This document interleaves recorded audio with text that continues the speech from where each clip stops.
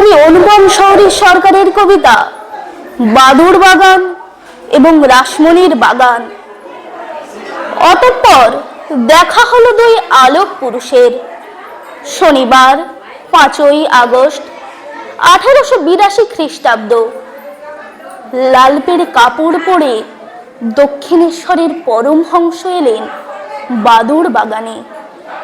সেখানে থাকেন বিদ্যাসাগর, পরনে থান কাপড়, জ্ঞানে অসীম, দয়ায় অকৃপণ।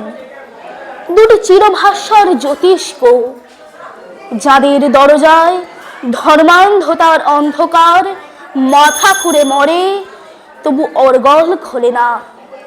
যাদের দু চোখে মননে চিন্তায় মানবতার আলো, মানব প্রেমের মানব হিতৈ সোনার প্রভা।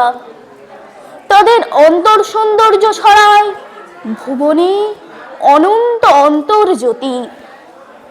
কত কথাই না হলো দুজনে, বিদ্যার সাগর ও ক্ষীণ সমুদ্রের কথা। যে জিনিস কখনো উচ্ছিষ্ট হয় না, সেই ব্রহ্মের কথা।